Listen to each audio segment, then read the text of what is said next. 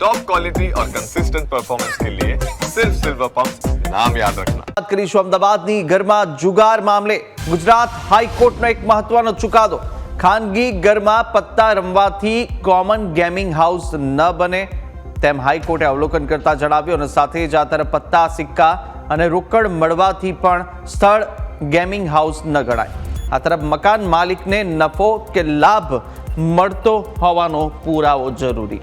આ તરફ special search warrant આપતી વખતે સત્તાધિકારીએ તકેદારી રાખવી જરૂરી હોવાનું પણ અવલોકન કરતા જણાવ્યું છે।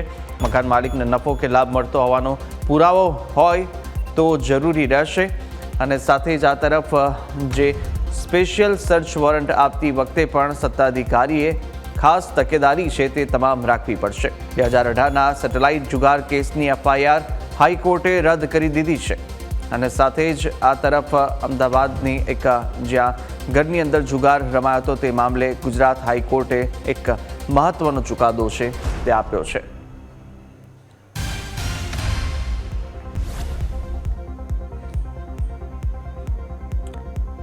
સાથે જ ગુજરાત હાઈકોર્ટ દ્વારા એક મહત્વનું અવલોકન કરવામાં આવ્યું અને આ કેસ શું હતો તે પણ આપણે સમજી લઈએ। કેસ હતો જ્યાં વર્ષ 2018માં સેટેલાઇટના એક ફ્લેટમાં પોલીસે દરોડાની કામગીરી કરી। પોલીસને જુગાર રમાતો હોવાની બાતમી મળી હતી આ ફ્લેટમાં અને પોલીસને જુગાર રમાતો હોવાની બાતમીના આધારે ત્યાં આગળ રેડ કરવામાં આવી, દરોડાની કામગીરી કરવામાં આવી તો સાથે દરોડામાં 5 લોકો પત્તા રમતા હતા તે ઝડપાયા છે અને સાથે જ આ તરફ પોલીસે રોકડ રકમ અને પત્તા પણ કબજે કરી અને કાર્યવાહી કરવામાં આવી હતી।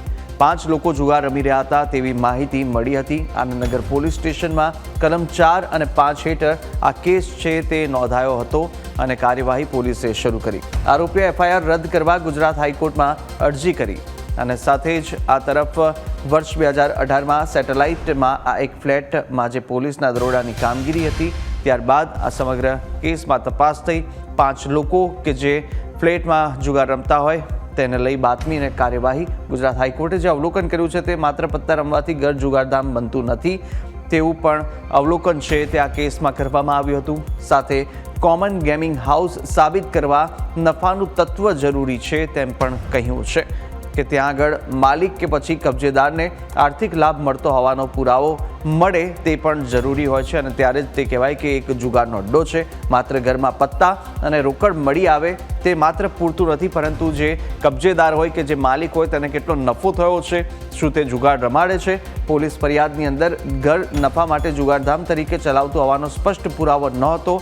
કોઈપણ પ્રકારનો એવો પુરાવો નહોતો કે બહારથી બોલાવી અને આ ઘરમાં જુગાર રમાડવામાં આવતું હોય તેને લઈ માત્ર 23 મિનિટમાં સર્ચ વોરંટ મેળવવા અંગે પણ કોર્ટે સવાલ ઉઠાવ્યા અને હાઈકોર્ટે આરોપીઓ સામેની એફઆઈઆર અને આગળની કાર્યવાહી પણ છે તે રદ કરી દીધી છે।